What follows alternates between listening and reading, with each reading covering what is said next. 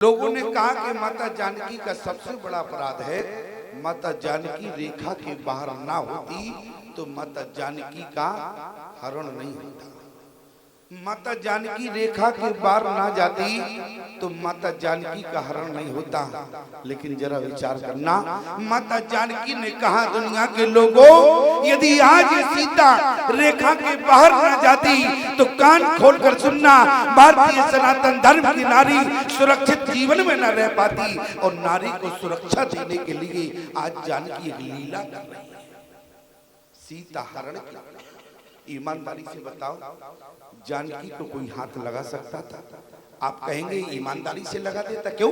बोले जानकी तो पावक में है और सीता माया की है। याद रखना, जानकी भले ही माया की हो लेकिन इसके बाद भी हाथ लगाना बड़ी मुश्किल की बात थी। रावण ने जिस समय हाथ लगाया तो मन चरणों का ध्यान किया, इसके बाद ही संबंध बदल गया। आप जावे कहीं और किसी के चरणों का ध्यान करें, प्यारे संबंध बदल जाएगा। आप किसी का मुखारविंद देखेंगे, संबंध बदल जाएगा। आप चरण देखेंगे, संबंध बदल जाएगा। आप बोले कुछ नहीं है, आपके केवल दृष्टि मात्र से ही संबंध बदल जाएगा। मैं केवल एक बात आपसे कहूं, ईमानदारी से बताओ, इतने दिनों से कथा सुना, जटाई जिस समय जयंत ने माता जानकी के चरण में चोंच मारी तो किसी ने कहा कि चरण में चोंच मारी तो भगवान को चोंच तोड़ना चाहिए था कि आंख फोड़ना चाहिए था? क्यों? अपराध ध्यान देना, क्या सीता के चरणों में चोंच मारी और अपराध क्या हुआ कि सीता के चरण में चोंच मारी तो प्रयोग चोंच का किया और आंख फोड़ दी गई। ये क्या न्याय की बात है? लेकिन माता जानकी ने कहा प्रभु क्षमा करें बालक, क्षमा करें।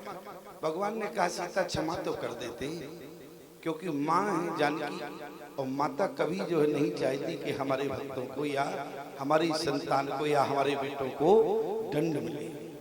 माता सीता ने कहा कि प्रभु माफ कर दो, मैं आपसे कहती। भगवान ने कहा कि सीता यदि हमारा अपराध किया होता तो मैं माफ कर देता, और तुम्हारा तो अपराध है तो तुम माफ करने के लिए कह रही तो कोशिश में कोई विचार नहीं। लेकिन सीता जरा विचार करो, आज जयंत ने हमारा तुम्हारा अपराध नहीं किया है तो फिर अपराध किसका किया है? जरा ध्यान देना, समझ में आ जाएगा क्यों आप फोड़ा। क्योंकि जिस समय गोस्वामी जी ने क्या कहा, सीता को ब्याह कर राजा दशरथ आए, माता कौशल्या से क्या कहा, बोले बधू लड़कनी, क्या बोले बधू लड़कनी अरि पर गरवाई और राखो नयन पलक की नाई। इसका मतलब है कि जानकी दशरथ के नेत्रों में बसी है, जानकी कौशल्या के नेत्रों में बसी है और सीता के चोंच मारी अपराध दशरथ की आंख का हो गया, इसलिए भगवान ने एक करता, इसलिए आंख फोड़ा। अपराध समझ में आ गया, आंख ने किया था, क्यों? आंख का अपराध था और प्यारे इसलिए आंख फोड़ी।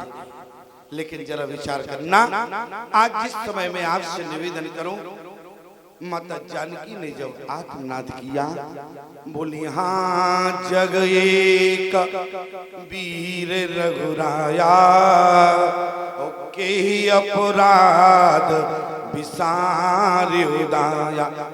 जानकी ने कहा मुझसे कहीं ना कहीं कोई अपराध हो गया। लोगों ने कहा सबसे बड़ा अपराध था, रेखा के बाहर न जाती तो हरण न होता।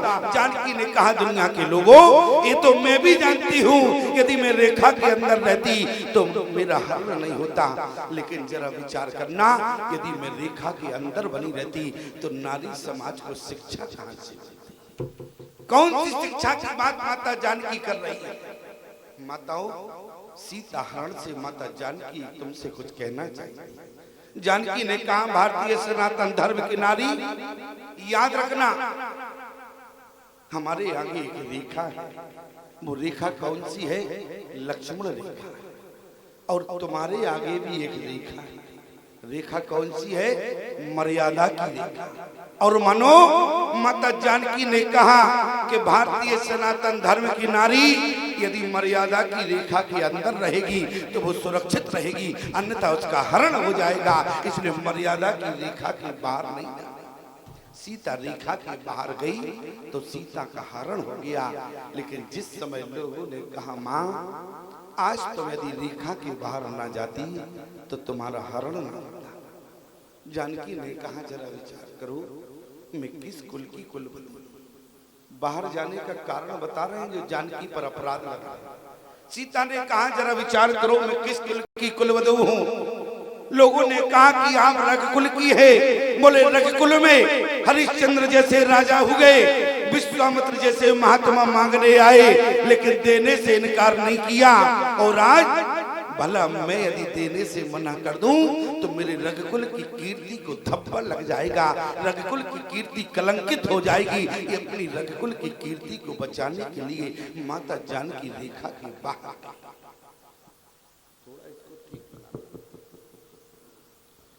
लोगों ने कहा माँ आप रेखा के बाहर ना जाती तो तुम्हारा हरण नहीं होता।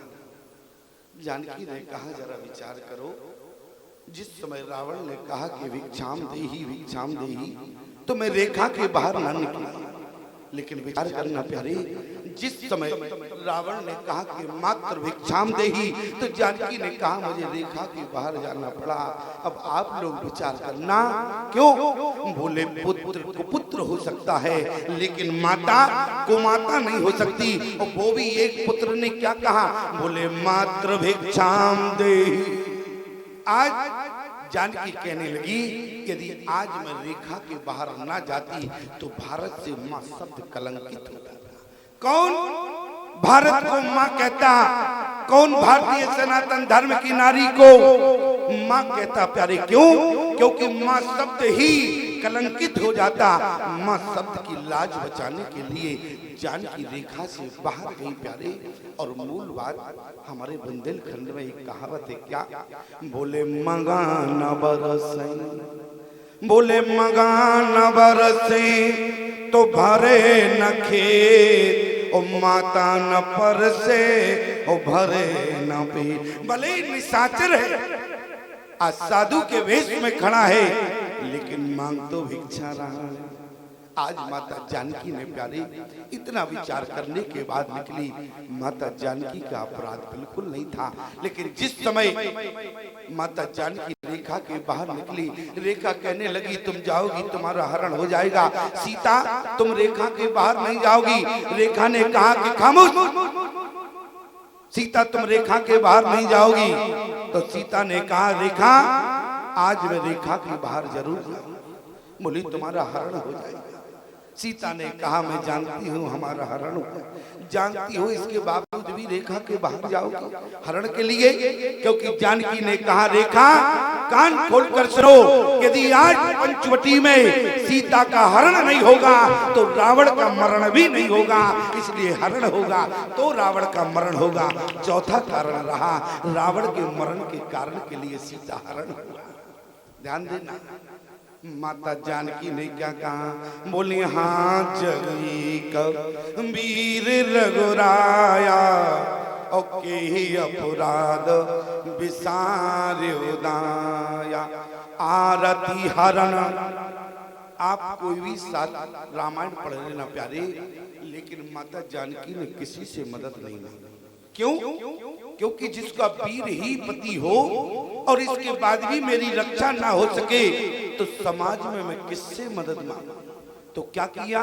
बोले आरती हरण शरण सुखदायक, हाँ रघुकुल सरोज दिन नायक। हाँ लक्ष्मण तुम्हारा नहीं दोषा, ओ सो फल पायो कीन्य रोसा। माता जानकी ने लक्ष्मण पर भी दोष नहीं दिया प्यारे। और जहाँ समाज की बात आई तो क्या कहा? बोली विपत्ति मोरी को आरी पर वही सुनावा, अपरो दास चेहरा सब खावा। जाके हमारे पति राम को सूचना दे देना। लेकिन याद रखना इसके बाद भी समाज का कोई प्राणी राम को सूचना देने नहीं गया। माता जानकी की रक्षा के लिए कोई नहीं आया। किसी ने कहा जब माता ने पुकारा नहीं तो कौन माँ की रक्षा करता। लेकिन याद रखना प्यारे, जिस समय लक्ष्मण जाने लगे तो लक्ष्मण ने क्या कहा था, बोले बन दिस देव सौंप सब काऊ। अरे सीता की रक्षा का भार सौंपा गया। लेकिन इसके बाद सीता की रक्षा के लिए कोई आया। अरे जानकी ने भले ही न पुकारा हो, लेकिन सौंपने वाले तो लक्ष्मण थे, तो तुम्हें रक्षा करना चाहिए। समाज में इसके बाद भी समाज का कोई प्राणी नहीं आया, याद रखना। और सिद्धांत क्या कहता है, यदि किसी की बहू बेटी प्रतिष्ठा का हरण हो रहा हो और हम आंख बंद करके देखते रहे, क्या ये सिद्धांत कहता है? सिद्धांत कहता है यदि तुम रक्षा नहीं कर सकते तो कम से कम थाने पर जाके सूचना तो दे सकते। लेकिन इसके बाद भी कोई माई की लाल नहीं था जिसने सूचना राम को दी। माता जानकी ने क्या कहा, बोली बेपति मोरी को आरी पूर्व ही सुनावा और पुरोडास चहि रास खां। आज माता जानकी ने कहा, इसके बाद भी प्यारे जरा विचार करना, माता जानकी का आत्मनाद देवता भी सुन रहे थे, क्योंकि भय चराचर अरे जीव दुखारी। लेकिन इसके बाद भी दुख तो हुआ, लेकिन कोई सीता की रक्षा के लिए आगे नहीं। और याद रखना, आप कहेंगे कि आवाज ना गई होगी, अरे कम से कम जनक जी ने भी आवाज सुना। लेकिन इसके बाद कहा जनक, आज तुम्हारी बेटी का हरण हो रहा है, तुम्हें आगे आ। अरे जिस दिन सीता को तुमने विदा किया तो सिए बिलो को धीरता भागी और रहे कहावत परम विरागी। रहे कहावत परम विरागी।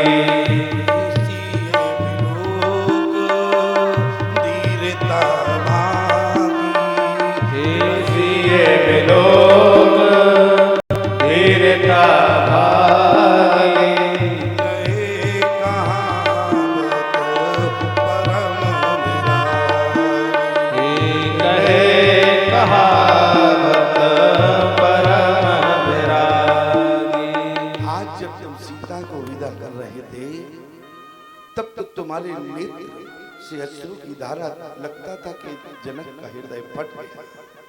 लेकिन आज तुम्हारी बेटी का हरण हो रहा, तो आज तुमको आना चाहिए। देखत ही सिए मूरति को निज अंग विसूरत खोवन लागे। मंत्री सब मन मौन धरे, मिथिलेश की मूरत जो बना। मानो विराग की राग माई पर तिरंजल बिंदु शोधोवन लागे। ज्ञान की वो मर जादो मिटी, हाँ जान की रोवन लागे। लेकिन आज बेटी को विदा करते समय आप रो रहे हैं, लेकिन आज सीता का हरण हुआ। सीता का हरण हुआ तो आप रक्षा के लिए कोई चराचर का जीव प्राणी नहीं आया। कौन आया? भारत का गीध जटायु आया, वो भी बूढ़ा था। सीता की रक्षा के लिए कोई साधु नहीं आया, कोई देव नहीं आया, कोई समाज का प्राणी नहीं आया, बल्कि प्यारे गीधराज जटायु आए। बोले सीते पुत्रे। किसी ने कहा जटायु से, क्योंकि जटायु ने जिस समय आवाज लगाई, बोले सीते पुत्री। बेटी का, पुत्री कहते हैं बेटी को। और जरा विचार करना, किसी ने कहा जटायु आपकी सीता बेटी है या बहू है? मित्र की बहू हो।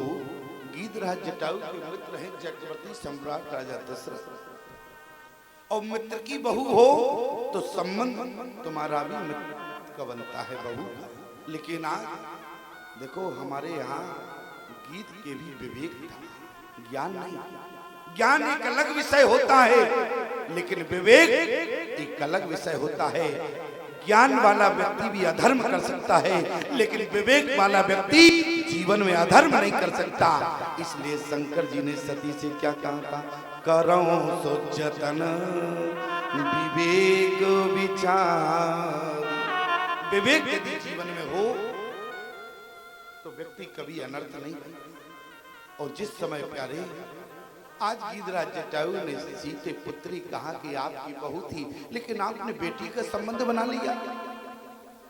जटायु कहने लगे क्या करें, मैं जानता हूं कि सीता हमारी बहू है, लेकिन जरा विचार करो, मेरी सीता का पातिव्रत धर्म नष्ट हो जाएगा यदि मैं मेरा कहीं रावण से युद्ध हो गया और मैं अपनी बहू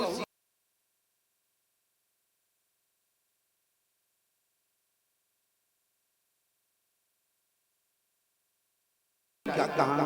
एक गई धर्म एक व्रत नियमा, काय बचन मन पति प्रेमा। गीधराज जटायु ने कहा मेरी बेटी सीता का पातिव्रत धर्म जो है नष्ट हो।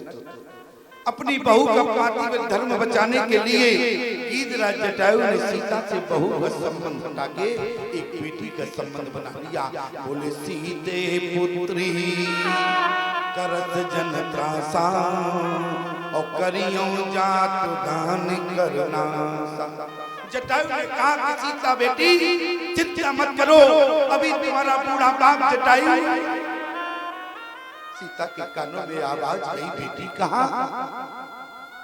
क्योंकि यदि जटायु का रावण से युद्ध हुआ और सीता से स्पर्श कहीं भी हो जाए, लेकिन अगर बेटी का संबंध है तो बेटी का पातिव्रत धर्म नष्ट हो।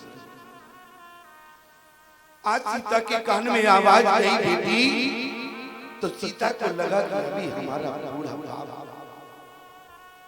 और जैसे सीते पुत्री करस जन त्रासा, मत जानकी को थोड़ी राहत मिली। जानकी ने पलट के देखा तो गीधराज जटायु। रावण ने कहा रे जटायु जाके कहीं भी गुफा में बैठ जाओ, लेकिन मेरे मार्ग रोकने की कोशिश मत करो। लेकिन इसके बाद भी क्या गीधराज जटायु रुके? नहीं। जब बेटी शब्द सीता के कानों में गया, मैं केवल इतना कहना चाहता हूं, बेटी समाज में सामान्य नहीं। आज के समाज की यदि हम बात करें तो आज का समाज कन्हैया को तो चाहता है लेकिन कन्या को नहीं। आज का समाज कन्हैया को चाहता है लेकिन कन्या को नहीं चाहता। आज समाज के पिता से बेटी छाती पीट रही है, पूछ रही है कि पिता इस बेटी से अपराध क्या हुआ? कौन सा अपराध इस बेटी से हुआ कि आज का समाज जो है बेटी को नहीं चाहता? याद रखना, मैं धर्माचार्य, हमारे समाज में कोई बेटी नहीं, लेकिन इसके बाद मैं जानता हूं बेटी क्या।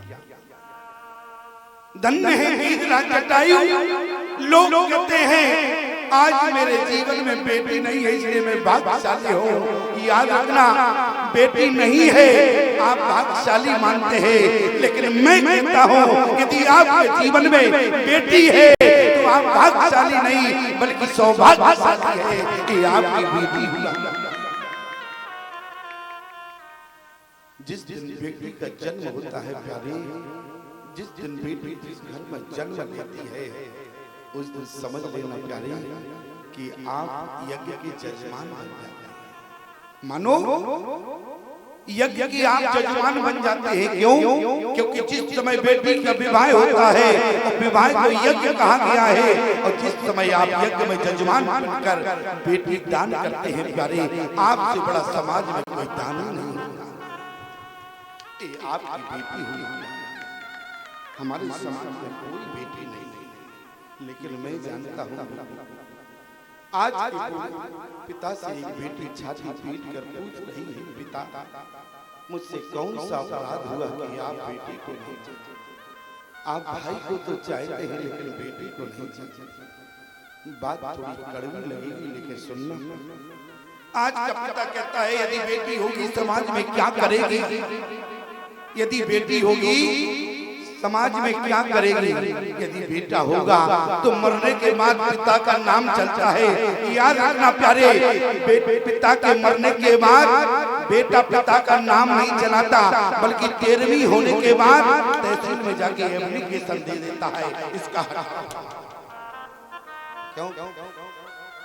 एक बेटे का काम, लेकिन आपकी बेटी, आज का पिता कहता है कि बेटी यदि होगी तो क्या, अच्छा बेटा होगा तो क्या, यदि हमारे जीवन में बेटा होगा तो मरने के बाद कम से कम 15 दिन पितृ पक्ष में पानी देगा।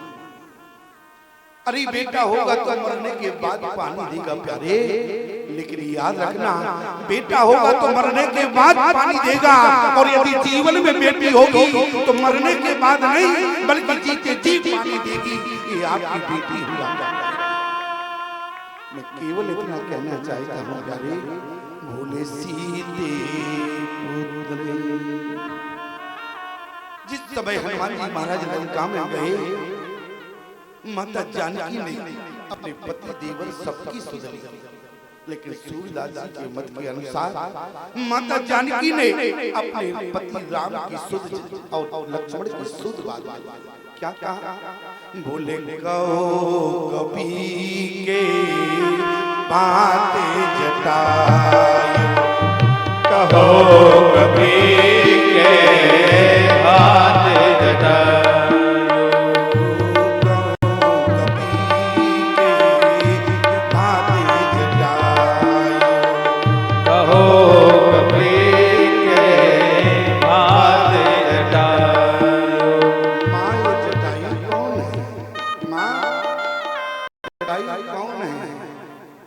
जटायु को नहीं जानता। माता जानकी आज जटायु का परिचय हनुमान जी को लंका में।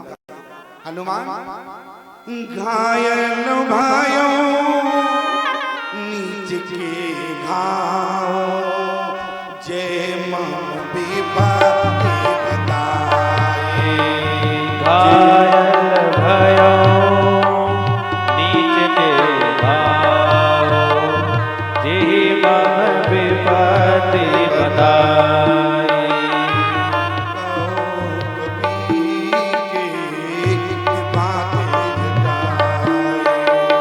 कहो कभी के बातें जटाए। आज माता जानकी की वेद न सुने प्यारी लंका में माता जानकी ने कहा हनुमान की जटायु वो है जिस समय हाँ जगे तो वीर लगोराया, ओके अपराध सारे उदाया। आरती हरण शरण सुखदायक, हारग कुल सरोज दिन नायक। विपत्ति मोरी को प्रभु ही सुनावा, पुरोडास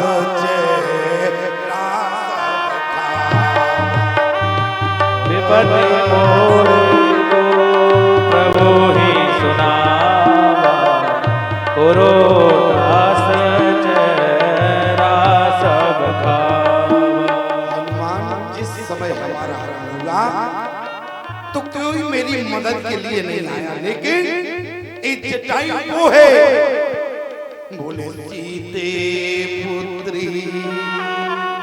मानो हनुमान जी ने चरित्र तो बहुत सुने, लेकिन आज पहली बार मौका मिला है स्वयं भक्ति के मुखारबिंद से माता जानकी के मुख से भक्त जटायु की कथा आज स्वयं हनुमान जी सुन रहे हैं, वो भी लंका में बैठे। मनो माता जानकी की जटायु भक्त की कथा भक्त हनुमान को सुना। माता जानकी ने अंत में वो बात कही, हनुमान जटायु हमारे ससुर, लेकिन इसके बाद मुझ जैसी अभागी कौन हो?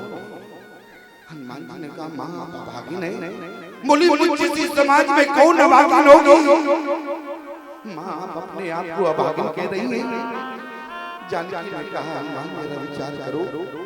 बोले प्रेत पिता की कर न सकी सेवकाई।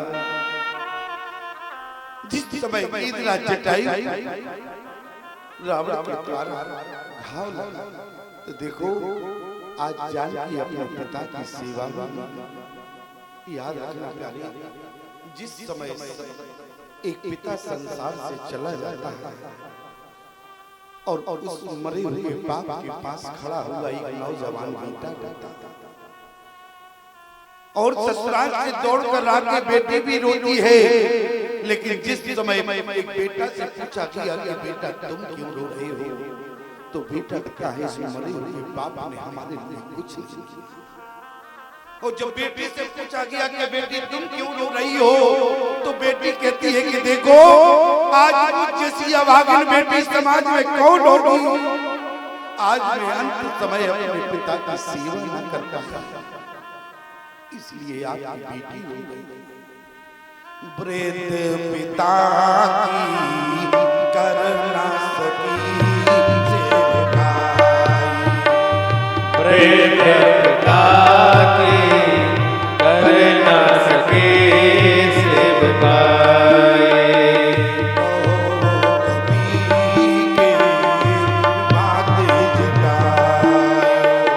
अहो कभी के भाग जटायो।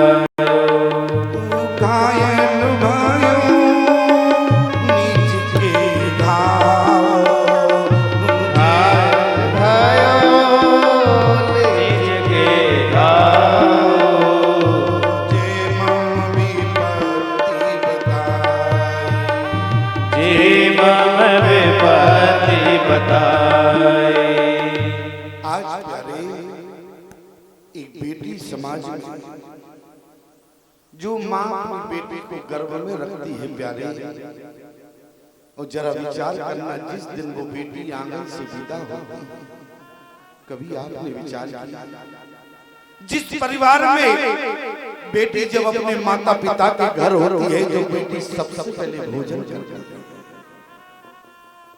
जब बेटी अपने माता पिता के घर होती है तो वो बेटी सबसे पहले भोजन करती है, और जब वो बेटी ससुराल पहुंचती है प्यारे, सबसे पहले भोजन करने वाली बेटी ससुराल में सबसे बाद में भोजन करती है।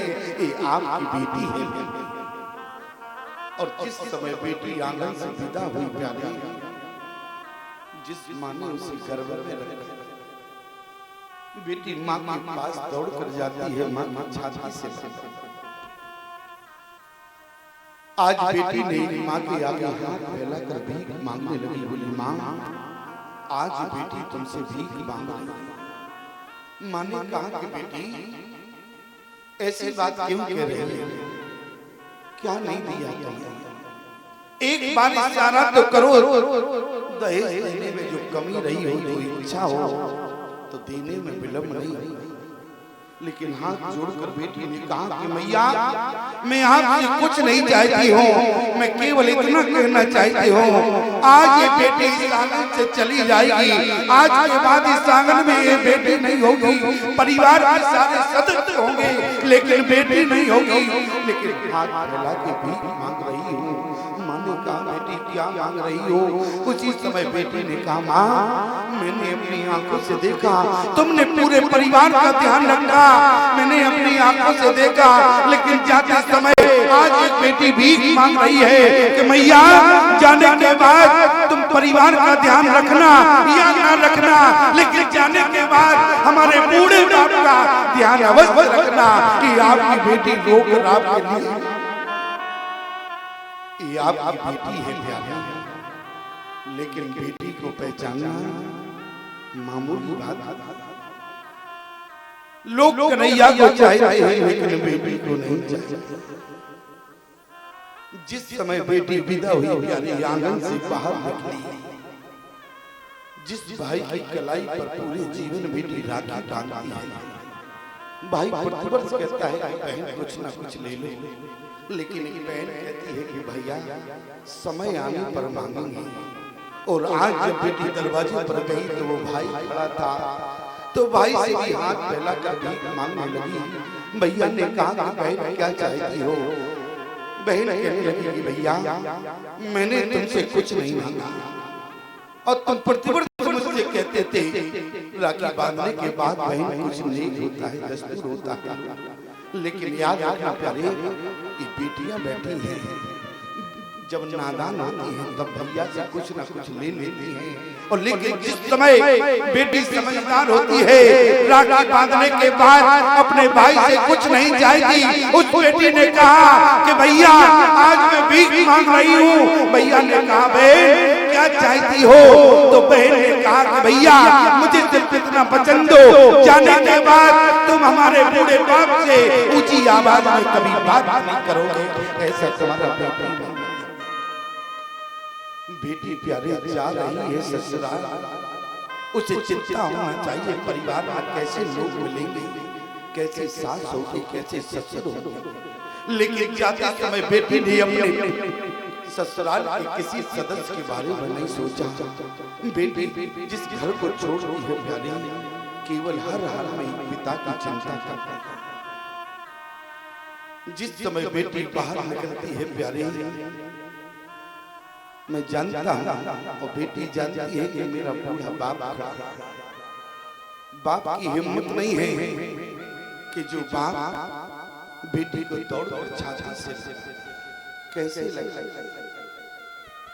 बाप सब कुछ देख सकता है प्यारे, लेकिन बेटी की विदाई बाप की बस की बात। और जिस समय प्यारे आज बाप अपनी बेटी को दौड़कर छाती से नहीं लगा सकता, आज वो बेटी जाती है दौड़कर और बूढ़े बाप की छाती से लग जाती है कि आज मैं जानती हूँ कि पिता आज मेरे पिताजी मुझे छाती से नहीं लगा सकते, आज तो मुझे ही बाप की छाती से लगना होगा। आपकी बेटी जिस समय छाती से लगी प्यारी, एक इच्छा होती है कि पिता अपने पिता से केवल एक ही इच्छा रखती है कि पूरे परिवार का आपने ध्यान रखा, लेकिन जाने के बाद आपका परिवार में यदि कोई ध्यान न रखे तो आप सिर्फ अपना ध्यान रखना, टाइम से दवा खाना, टाइम से उठना, टाइम से भोजन करना, ये आपकी बेटी होगी। विचार करना, ये बेटियां सब ससुराल में। यदि हमारी बात गलत हो तो इन बेटियों से पूछ लेना। बेटी जिस समय ससुराल में होती है और गांव में यदि कोई व्यक्ति आ जाए तो बेटी न तो भाई के बारे में पूछती है न माँ के बारे में पूछती है। बेटी सबसे पहले कहती है हमारे बाबूजी कैसे हैं। बेटी सबसे पहले आपकी सुध लेती है। याद रखना प्यारे, यदि आपके जीवन में बेटी दी है भगवान ने तो आप भाग्यशाली नहीं है प्यारे। हम धर्माचार्य कहते हैं जिनको भगवान बेटी देता है वो भाग्यशाली नहीं बल्कि सौभाग्यशाली होते हैं प्यारे। बेटी पाकर आप सौभाग्यशाली हैं। लोग कहते हैं कि बेटी नहीं है तो हम भाग्यवान हैं। अरे बेटी तुम्हारे जीवन में नहीं है तो तुम भाग्यवान नहीं बल्कि भाग्यहीन हो, क्योंकि तुम्हें दान करने का कोई सौभाग्य नहीं है। याद रखना प्यारे, आज बेटी छाती पीट कर पूछ रही है कि पिता आज मुझसे अपराध क्या हो गया। जिस समय प्यारे ईमानदारी से बताना, यहाँ आप विराजमान हैं, किसी भी बूढ़े बाप को बेटे की जवानी ने आज तक छाती से बीच पंडाल में खड़े हुए मैं अपने हाथों से, जिसे आज 80 वर्ष के बुजुर्गों का सम्मान होना, क्यों होना है कि नहीं आए नहीं है तो कोई बात नहीं, तो आशीर्वाद तो तब भी मिलेगा हमारी तरफ से। लेकिन जरा विचार करना, किसी की बेटे की जवानी ने बूढ़े बाप को आज तक छाती से नहीं लगाया, लेकिन आपकी बेटी जब भी मिलती है प्यारे बूढ़े बाप की छाती से मिलती है, ये आपकी बेटी हुआ। और जिस समय प्यारे एक पिता संसार से चला गया, जाने के बाद जब उसका समय पूरा हुआ, उसके 4 बेटे थे, शमशान ले जा रहे थे अंतिम क्रिया के लिए।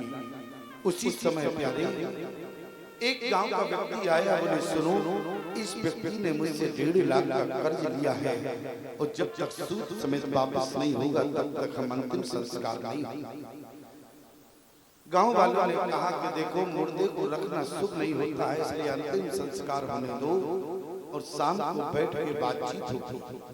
वो व्यक्ति मान गया, अंतिम संस्कार हुआ। शाम को ठीक 6 बजे वो व्यक्ति दरवाजे पर आया। उस व्यक्ति ने कहा 1.5 लाख का कर्ज लिया था, सूद समेत वापस शायद है, तब जो है 13वीं हुई। उसके बेटों ने कहा देखो, पिताजी ने कर्ज लिया था, पिताजी जहां गए हो वहां से कर्ज जाके ले लेना, लेकिन मैं फूटी कोड़ी भी तुम्हें नहीं दूंगा। ऐसा बेटों का उत्तर रहा। हमारी बात को ध्यान से सुनना। और जिस समय प्यारी दोनों में झगड़ा होने लगा तो देने से इनकार किया। झगड़े की आवाज अंदर तक गई। बेटी दौड़ कर आई। बेटी ने कहा किस बात का झगड़ा? बोले झगड़ा सिर्फ इतना है, तुम्हारे बाप ने 1.5 लाख का कर्ज लिया था, अब 1.5 लाख का कर्ज सूद समेत वापस चाहिए। बेटी ने कहा बस इतनी सी बात है। बेटी अंदर दौड़ कर गई, अपना ससुराल का जेवर लेकर आई और उस व्यक्ति को दे दिया कि भैया ले जाओ, और जो कमी पड़ेगी बेटी वचन देती है तुम्हें सूद समेत तुम्हारा वापस करेगी। और जब लोगों ने कहा कि बेटी तुम अपने मरे हुए पिता का कर्जा चुकाओगी, जबकि तुम्हारे 4 भाई हैं, 4 भाइयों ने मना कर दिया, और बेटी तुम अकेली बहन हो और मरे हुए बाप का कर्ज 1.5 लाख सूद समेत चुकाओगी। तो बेटी ने कहा मैं कर्जा इसलिए अपने बाप का चुकाऊंगी। बोली क्यों?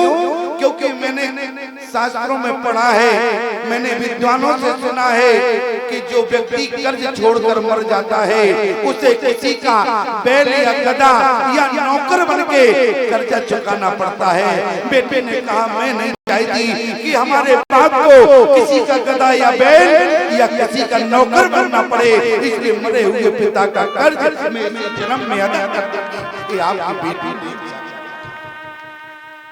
लेकिन प्यारे तेरी होने के बाद वो बेटी ससुराल चली गई। बात से प्यारे वो व्यक्ति बेटी की ससुराल पहुंचा। बेटी ने दूर से देखा, बेटी ने कहा ससुराल का मामला है। बेटी दौड़ कर गई। बेटी ने भैया रोका, मैंने आपसे कहा था मुझे कुछ समय चाहिए, लेकिन इसके बाद भी आप कर्जा लेने मेरे ससुराल तक आ गए। उसने कहा कि बेटी मैं कर्जा लेने नहीं आया। क्यों? बोले तुम्हारे बाप ने मुझसे कर्जा नहीं लिया था, बल्कि मैंने तुम्हारे बाप से कर्जा लिया था। बेटी मैं केवल देखना चाहता था कि ये कर्जा मैं 4 भाइयों को वापस करूं या बेटी को वापस करूं। तो बेटी 4 नालायक भाई के अधिकारी नहीं बने, अधिकारी तो तुम बनी हो, इसलिए मैं सूद समेत तुम्हें वापस करने आया हूं। वो बेटी के चरणों में गिर पड़ा। प्यारे ऐसी बेटी हुआ। कभी कभी तो प्यारे समाज में बाप बेटे में जब झगड़ा होता है तो बेटी ही समाप्त करती है। ससुराल से दौड़ कर आती है, समझाती है प्यारी ये आपकी बेटी है। और कभी कभी तो प्यारे झगड़ा ससुर दामाद में भी हो जाता है। ससुर दामाद में भी झगड़ा हो जाता है। आप कहेंगे ऐसा तो हमने कहीं नहीं सुना। बाप बेटे में संसार में झगड़ा होता है, ससुर दामाद में आज तक झगड़ा हुआ है कहीं? तो देखो प्यारे एक जगह झगड़ा हो रहा। झगड़ा कितना था? झगड़ा केवल छोटी सी बात का था। छोटी सी बात का क्या झगड़ा था? बोले उसके गांव से गंगा जी 15 किलोमीटर दूर, और ससुर से दामाद ने पूछा क्यों पिताजी यहाँ से गंगा जी कितनी दूर है? बोले 15 किलोमीटर। दामाद ने कहा बोले नहीं यहाँ से 17 किलोमीटर है। अच्छा ये बताओ, जब तुम जानते हो 17 किलोमीटर है तो ससुर से पूछी क्यों? अरे पूछना नहीं चाहिए, लेकिन झगड़ा हो गया ससुर दामाद में। बेटी दौड़ कर आई। बेटी ने कहा क्या हुआ? पिता कहने लगा बेटी तुम ही बताओ यहाँ से गंगा जी कितनी दूर है? 15 किलोमीटर है कि नहीं? और यहाँ दामाद कह रहा है यहाँ से गंगा जी 17 किलोमीटर है। बेटी कहने लगी अपने बाप से पिताजी ये बताओ तुमने क्या नहीं दिया? बेटी ने कहा अपने बाप से, तुमने क्या नहीं दिया, इनको दान दिया, दहेज दिया, और कहीं 2 किलोमीटर और दे देते तो झगड़ा ही। झगड़ा कितनी बात का था, केवल 2 किलोमीटर का था। याद रखना प्यारे, ससुर दामाद के झगड़े को खत्म करने वाली उसकी बेटी हुआ करती है, इसलिए याद